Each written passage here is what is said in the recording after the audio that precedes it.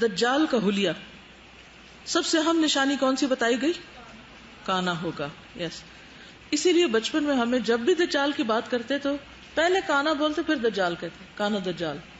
تو میں کہتی تھی کہ یعنی کہ خالی دجال کیوں نہیں کہتے, کانا دجال کیوں؟ تاکہ وہ بچوں کے ذہن میں راسخ ہو جائے کہ وہ کانا ہوگا, اور وہ اپنے آپ کو خدا کہے گا تو تمہارا رب تو کانا نہیں ہے. بس یہیں سے پہچان لینا. بہت آبویس نشانی. نبی صلی اللہ علیہ وسلم لوگوں میں کھڑے ہوئے, اللہ تعالیٰ کی حمد و ثنا بیان کی جو اس کی شان کے لائق تھی, پھر دجال کا ذکر فرمایا اور فرمایا کہ میں بھی تمہیں اس کے فتنوں سے ڈراتا ہوں. کوئی نبی ایسا نہیں گزرا جس نے اپنی قوم کو اس کے فتنوں سے نہ ڈرایا ہو. نوح علیہ السلام نے بھی اپنی قوم کو اس سے ڈرایا تھا, لیکن میں اس کے بارے میں تم سے ایک ایسی بات کہوں گا جو کسی نبی نے اپنی قوم سے نہیں کہی, اور وہ بات ہے کہ دجال کانا ہوگا اور اللہ اس سے پاک ہے. نبی صلی اللہ علیہ وسلم نے فرمایا اگر ہلاک ہونے والے ہلاک ہونے لگیں گے تو تم یاد رکھنا تمہارا رب کانا نہیں. یعنی اگر کچھ لوگ اس فتنے میں پڑنے لگے تو تم فوراً سنبھل جانا اس نشانی کو یاد کر کے. رسول اللہ صلی اللہ علیہ وسلم نے فرمایا دجال دائیں آنکھ سے کانا ہوگا. اب مزید اسپیسیفائی کر دیا گیا, دجال دائیں آنکھ سے کانا ہوگا. اس کی دوسری آنکھ انگور کے دانے کی طرح پھلی ہوئی ہوگی. عبداللہ رضی اللہ عنہ نے بیان کیا کہ نبی صلی اللہ علیہ وسلم نے ایک دن لوگوں کے سامنے دجال کا ذکر کیا اور فرمایا اس میں کوئی شبہ نہیں کہ اللہ تعالیٰ کانا نہیں ہے, لیکن دجال دائیں آنکھ سے کانا ہوگا. اس کی آنکھ پھولے ہوئے انگور کی طرح ہوگی. ایک روایت میں وہ گھنے بالوں والا ہوگا, کثرت سے بال ہوں گے, سب شیشے کی طرح آنکھ. ٹھیک ہے.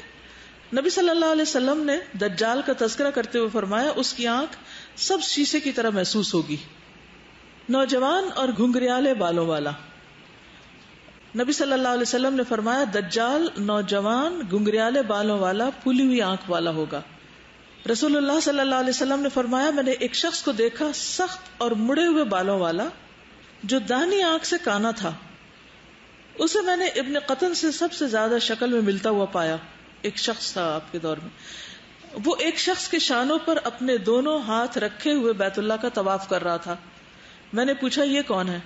فرشتوں نے بتایا کہ یہ دجال ہے. یعنی آپ کو اس کی شکل دکھائی گئی کہ اس شکل کا ہوگا. پست قد, یعنی وہ آپ کو دکھایا جا رہا ہے, آ نہیں چکا کہ وہ مکہ مدینہ میں داخل نہیں ہوگا تو آپ کہیں کہ اچھا وہ تو آپ کیسے کر رہا تھا. پست قد. رسول اللہ صلی اللہ علیہ وسلم نے فرمایا بے شک میں نے تمہیں دجال کے بارے میں بہت کچھ بتایا ہے, لیکن مجھے اندیشہ ہے کہ کہیں تم نے اسے نہ سمجھاؤ.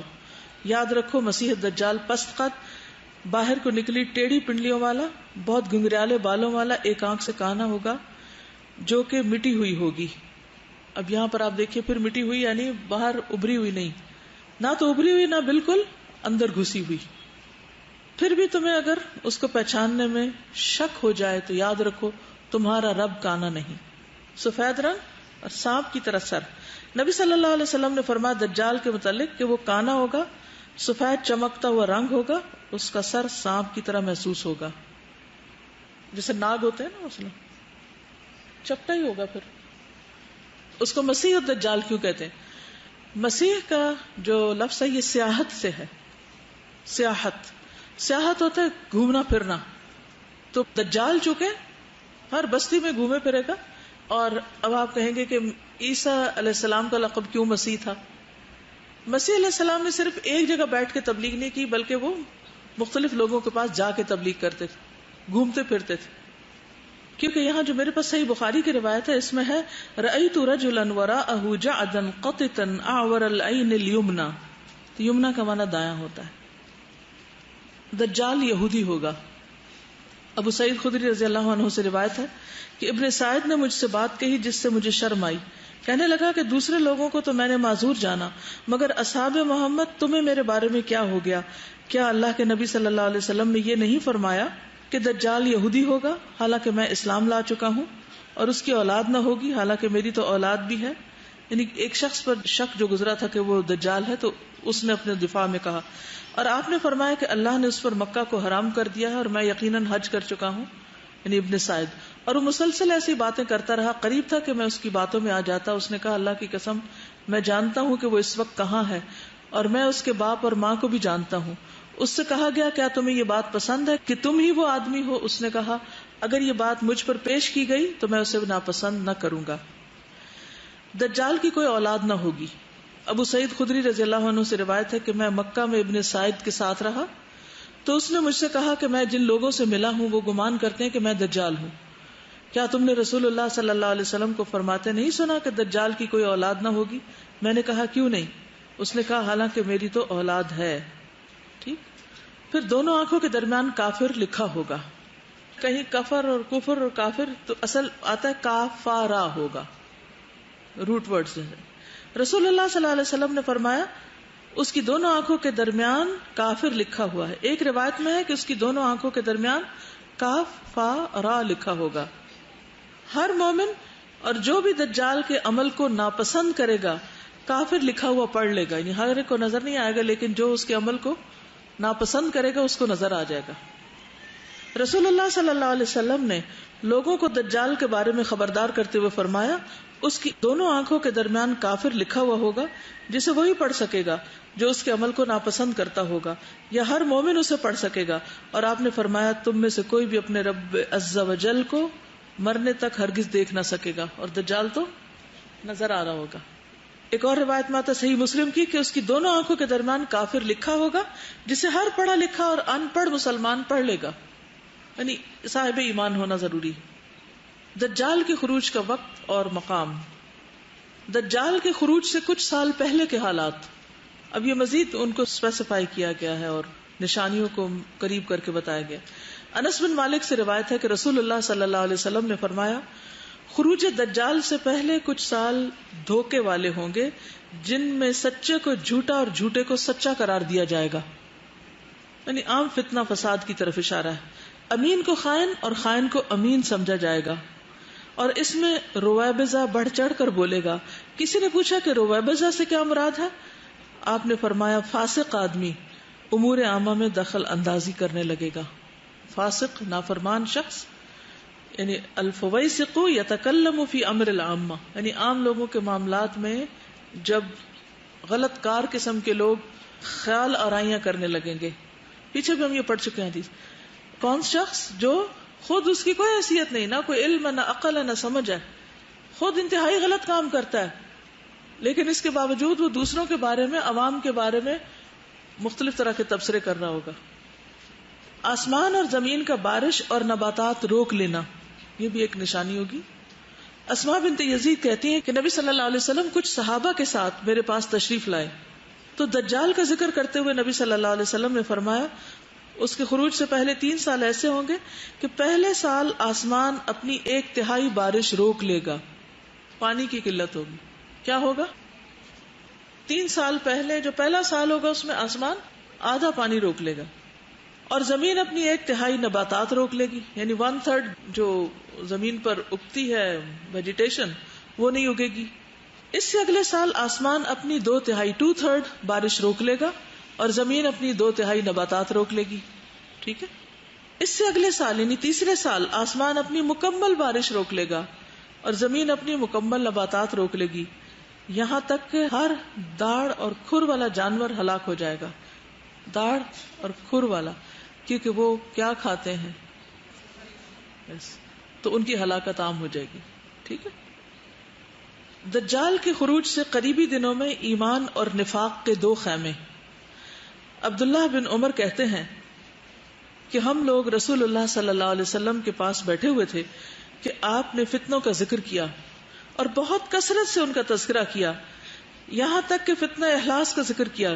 تو ایک شخص کہنے لگا کہ یا رسول اللہ یہ فتنہ احلاس کیا ہے؟ فرمایا کہ بھاگم بھاگ اور غارت گری، افراتفری غارت گری. ٹھیک ہے. پھر وسعت اور فراخی کا فتنہ آئے گا جس کا ظہور میرے اہل بیت کے ایک شخص کے پاؤں تلے ہوگا. اس کا دعویٰ ہوگا کہ وہ مجھ سے ہے حالانکہ وہ مجھ سے نہیں ہوگا.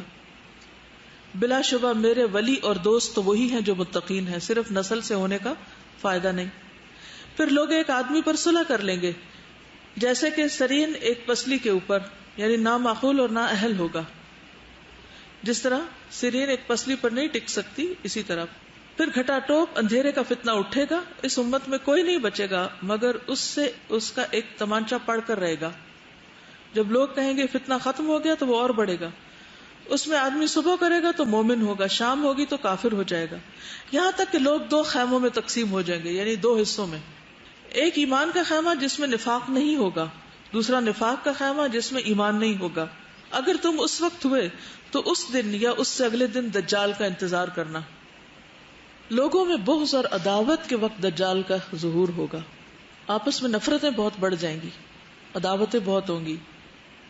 حذیفہ کہتے ہیں کہ دجال تب خروج کرے گا جب لوگوں میں بغض ہوگا اور دین کو ہلکا خیال کریں گے. جب عداوت والوں کے درمیان مزید خرابی پیدا ہو جائے گی تو وہ ہر گھاٹ پر وارد ہوگا اور اس کے لیے زمین یوں لپیٹ دی جائے گی جیسے مینڈے کی کھال کو لپیٹا جاتا ہے، یعنی زمین اس کے لیے ایک بالکل چھوٹی سی چیز بن جائے گی جس میں وہ ہر طرف گھومتا پھرے گا. قسطنطنیہ کی فتح کے بعد دجال کا خروج. قسطنطنیہ کیا ہے؟ استنبول.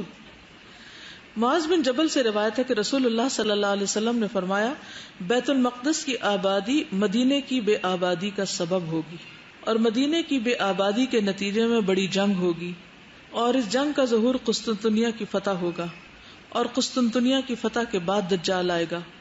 پھر آپ نے اپنی حدیث بیان کرنے والے یعنی معاذ کی ران یا کندھے پہ مارا اور فرمایا کہ بے شک ایسا ہونا اسی طرح سچ اور حق ہے جیسا کہ تمہارا یہاں ہونا یا یہاں بیٹھا ہونا برحق ہے، یعنی جیسے تم بیٹھے ہو اتنی ہی سچی یہ بات ہے جو میں تمہیں بتا رہا ہوں. اب قسطنطنیہ تو فتح ہوئے کافی عرصہ گزر گیا ہے، پھر اللہ عالم دوبارہ بھی ہو سکتا ہے، لیکن یہ ہے کہ آپ صلی اللہ علیہ وسلم کے بعد معلوم نہیں کتنا وقت ہے دنیا کے خاتمے کو، اور قسطنطنیہ کی فتح کے بارے میں اور بھی احادیث ہیں، اور یہاں پر یہ بتایا جا رہا ہے کہ اس سے پہلے نہیں آئے گا، بعد میں آئے گا. دجال کو کوئی غصہ دلائے گا تو وہ نکلے گا. صحیح مسلم کی روایت ہے رسول اللہ صلی اللہ علیہ وسلم نے فرمایا دجال غصے میں آئے گا اور اس غصے کے بعد خروج کرے گا. شام اور عراق کے درمیان سے خروج. فرمایا بے شک اس کا خروج شام اور عراق کے درمیان سے ہوگا. اب آپ دیکھیے کہ تیسری روایت آ گئی ہے، ایک سمندر کی آئی ہے، پھر خراسان کی آئی ہے، پھر شام، اور اس میں تو اس سے پتہ یہ چلتا ہے کہ ایک جگہ سے ٹیک آف کرے گا، پھر دوسری جگہ سے ٹیک آف، پھر تیسری، کیونکہ اس نے تو ساری جگہ پر گھومنا ہے. پھر خراسان سے خروج دوسری حدیث میں آتا ہے، پہلی صحیح مسلم کی ہے، دوسری سنن ترمذی کی ہے. فرمایا دجال مشرق کی ایک زمین سے نکلے گا جسے خراسان کہا جاتا ہے. اس کے ساتھ ایسے لوگ ہوں گے جن کے چہرے ڈھالوں کی طرح چپٹے ہوں گے. اس کے ساتھ ایسے لوگ ہوں گے جن کے چہرے چپٹے ہوں گے، چوڑے چوڑے منہ والے ہوں گے، اور ناک نقشہ ذرا دبا ہوا ہوگا. دجال کے 40 دن صحابہ کرام کہتے ہیں ہم نے عرض کیا اللہ کے رسول صلی اللہ علیہ وسلم وہ زمین میں کتنا عرصہ رہے گا؟ آپ نے فرمایا 40 دن، اور ایک دن سال کے برابر، ایک دن مہینہ کے برابر، ایک دن ہفتے کے برابر ہوگا، اور باقی ایام تمہارے عام دنوں کے برابر. ہم نے عرض کیا اللہ کے رسول صلی اللہ علیہ وسلم وہ دن جو سال کے برابر ہوگا، یعنی لمبا ہو جائے گا، اس میں ہمارے لیے ایک دن کی نمازیں پڑھنا کافی ہوگا؟ آپ نے فرمایا نہیں، بلکہ تم سال کی نمازوں کا اندازہ کر لینا، یعنی وقت کا اندازہ کر کر کے پڑھتے جانا. دجال کے پیروکار. نبی صلی اللہ علیہ وسلم نے فرمایا دجال آئے گا اور مدینہ کے ایک کنارے قیام کرے گا، پھر 3 مرتبہ مدینہ کانپے گا. ٹھیک، مدینہ کے باہر جب آ کے رکے گا تو زلزلے آئیں گے. اس کے نتیجے میں ہر کافر منافق نکل کر اس سے جا ملے گا، اس کی طرف چلا جائے گا، اور مدینہ میں صرف صاحب ایمان لوگ رہ جائیں گے. دجال کی طرف جانے والی زیادہ تر عورتیں ہوں گی. رسول اللہ صلی اللہ علیہ وسلم نے فرمایا جب دجال کا ظہور ہوگا تو مدینہ بہترین سرزمین ثابت ہوگی، اس کی طرف آنے والے ہر راستے پر فرشتہ ہوگا، اس لیے دجال اس میں داخل نہ ہو سکے گا.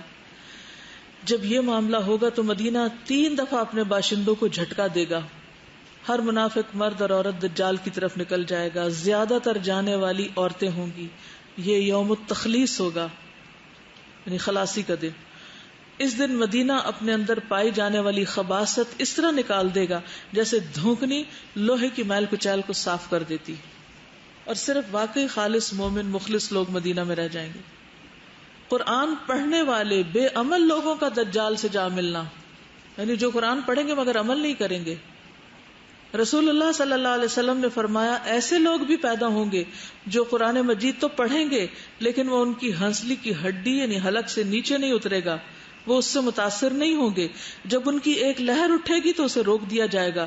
یہ سلسلہ جاری رہے گا حتیٰ کہ ان لوگوں کے بڑے لشکروں میں دجال ظاہر ہوگا. تو یہ منافقت کی علامت ہے نا کہ انسان کا علم کچھ کہے اور عمل کچھ اور کرے. شریر لوگوں کا اس کے ساتھ شامل ہونا. نبی صلی اللہ علیہ وسلم نے فرمایا مدینہ منورہ میں جو لوگ برے ہوں گے وہ نکل کر اس کے پاس چلے جائیں گے. پھر وہ شام روانہ ہو جائے گا اور فلسطین کے ایک شہر میں باب لد کے قریب پہنچے گا. رسول اللہ صلی اللہ علیہ وسلم نے فرمایا اصفہان کے 70,000 یہودی دجال کے پیروکار ہو جائیں گے جن پر سبز رنگ کی چادریں ہوں گی. ایک اور جگہ پر فرمایا سلسلہ صحیح کی حدیث ہے دجال کے ساتھ 70,000 یہودی ہوں گے جن میں سے ہر ایک نے گول چادر اور زیورات سے مزین تلوار پہن رکھی ہوگی. وہ اس جگہ پر اپنا خیمہ لگائے گا جہاں اب بارش کا پانی اکٹھا ہوتا ہے، یعنی مدینہ کے باہر. مکہ مدینہ کے سوا پوری دنیا میں فتنہ ہوگا. نبی صلی اللہ علیہ وسلم نے فرمایا کوئی شہر ایسا نہ ملے گا جسے دجال پامال نہ کرے سوائے مکہ اور مدینہ کے. رسول اللہ صلی اللہ علیہ وسلم نے فرمایا تمہارے بعد ایک گمراہ کن عذاب آئے گا. یعنی دجال کا سب سے بڑا فتنہ کیا ہے اور مشکل کیا ہے؟ وہ کیا کرے گا؟ گمراہ کرے گا لوگوں کو. اس کے سر کے پچھلے حصے میں شکنیں بنی ہوگی. کبھی آپ نے دیکھو کہ کچھ لوگوں کے جیسے سر کے بال اگر اتار دیے جائے نا تو پچھلے حصے کا گوشت جب اکٹھا ہو جاتا ہے نا تو وہ ایسے لائنیں جیسے ماتھے پہ نہیں شکنیں ہوتی، اسی طرح پچھلے حصے پہ بھی شکنیں ہوتی. تو دجال کے پچھلے حصے پہ شکنیں ہوں گی اور وہ دعویٰ کرے گا کہ میں تمہارا رب ہوں. پھر سب سے بڑا جھوٹا، نبی صلی اللہ علیہ وسلم نے فرمایا دجال کانا ہوگا، وہ سب جھوٹوں سے بڑا جھوٹا ہوگا. ایک اور روایت میں آتا ہے اللہ تعالیٰ اس کے ساتھ شیاطین بھیجیں گے جو لوگوں سے کلام کریں گے. پھر پانی اور آگ کا فتنہ اس کے ساتھ ہوگا، جو 2 نہریں ہوں گی نا. فرمایا اس کے ساتھ جنت اور آگ ہوگی لیکن اس کی جنت آگ ہے اور اس کی آگ جنت ہے. روٹی کا پہاڑ اور پانی کی نہر. مغیرہ بن شعبہ کہتے ہیں کہ دجال کے بارے میں نبی صلی اللہ علیہ وسلم سے جتنا کچھ بھی میں نے پوچھا کسی نے نہیں پوچھا، یعنی سب سے زیادہ میں سوال کرتا تھا. آپ نے مجھ سے فرمایا کہ اس سے تمہیں کیا نقصان پہنچے گا؟ میں نے عرض کیا لوگ کہتے ہیں اس کے ساتھ روٹی کا پہاڑ اور پانی کی نہر ہوگی.